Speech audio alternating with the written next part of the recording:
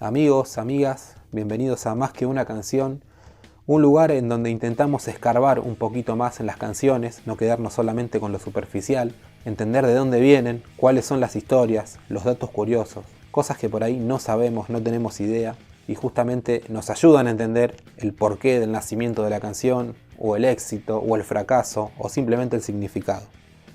Hoy en particular vamos a analizar el tema 86 u 86 de Green Day. Es el track número 7 del disco Insomniac. A muchos, lo primero que se nos vino a la mente al leer la letra fue probablemente algún suceso o hecho ocurrido en el año 1986, justamente. De hecho, en esas épocas empezaban a hacer Green Day, se estaba gestando lo que era Sweet Children, la protobanda de lo que después sería Green Day. Pero en realidad no, la letra no va por ahí, no tiene que ver con una cuestión del año 1986 específicamente. En realidad empieza a tener mucho más sentido cuando uno descubre que el número 86 hace referencia a un modismo del idioma inglés que significa que ciertas personas son vetadas o prohibidas de un lugar.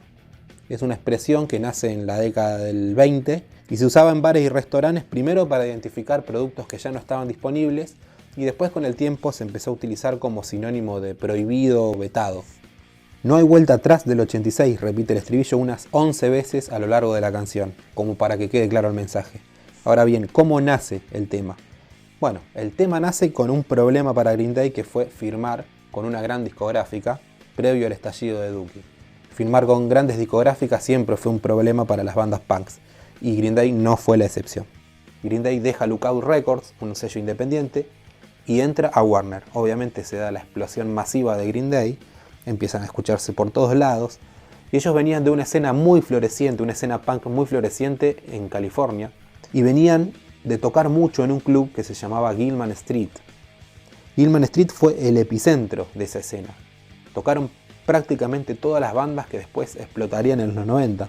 Gilman Street tenía una cuestión muy particular, que tenía muchas reglas, que hoy podemos hasta llegar a ver como extrañas para un lugar en donde se hacen recitales punks. No se permitía el consumo y la venta de alcohol, estaban totalmente prohibidas las drogas, no había restricción de edad para los shows, o sea que en Gilman encontrabas a chicos de todas las edades viendo los shows. Eso también es una causa de por qué el punk explota, era apto para todo público, pero había una regla de oro en el club, solamente podían tocar bandas independientes.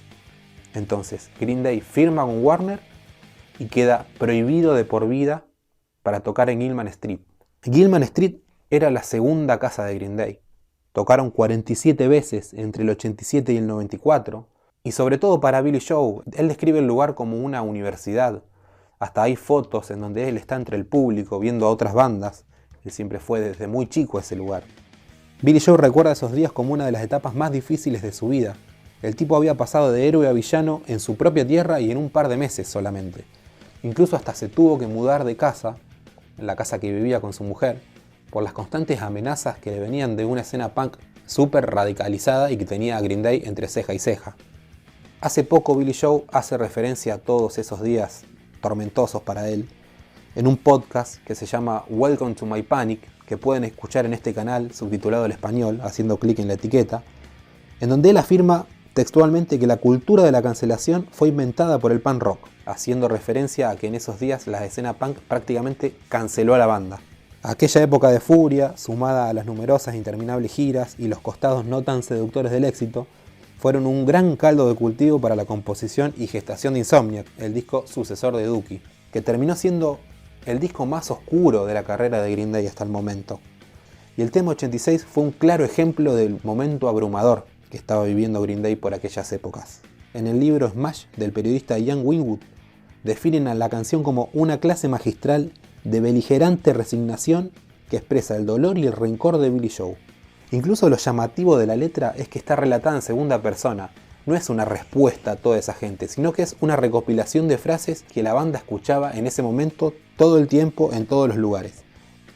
¿Qué te trae por aquí? ¿Perdiste algo la última vez que viniste? Nunca lo encontrarás, está profundamente enterrado con tu identidad. Si bien 86 no es una de las canciones más tocadas en vivo, sí tuvo un momento destacable, que fue cuando la tocaron en directo en el programa Late Show.